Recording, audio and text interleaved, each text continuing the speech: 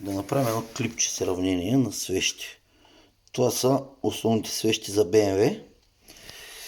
Като тук имаме поставяне стандартна двуполюсна, която е на 1200 водно охлаждане, иридиум на 1250, която е. Те са аналогични и на 1600 GTL и на S1000RR. Това е еквивалента бриск, който е и се води COR12LGS. Тази свещ е за това е за последните камхед двигатели масено охлаждане. Тя се води AOR 12 LGS и последната е DOR 14 LGS, която е за всички 1100-1150 или така наречените 259 двигателя.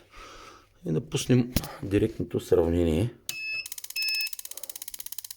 Да видим как изглежда. Ето сега тук виждаме едната искра, малко трудно фокусирано. Ето го и иридиума как се вижда. И сега нека обърнем внимание на другите отгоре. Как изглеждат. Тук искрата, не знам виждали се, е около 3,2 мм. Тази е почти 4 мм дълга. Тази е 3,7 мм дълга. Това е основната разлика на всяка една свеща. Това е при 2000 оборота. Нека увеличим оборотите.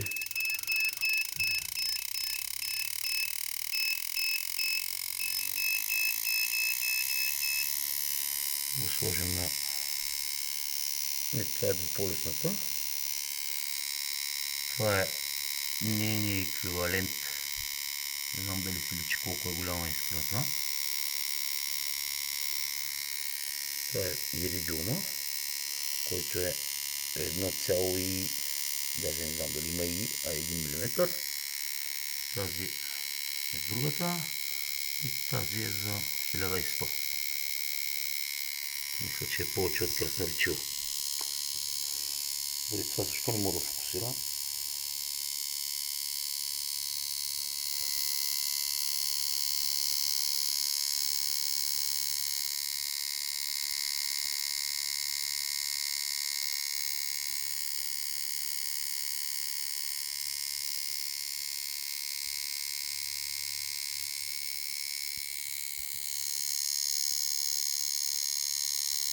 Горе-долу се вижда.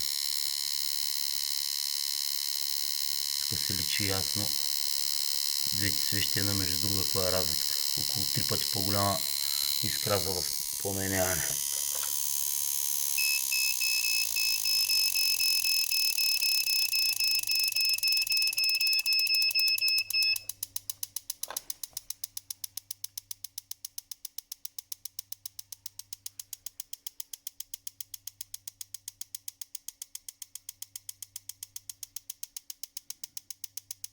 Преди да го даже не се вижда.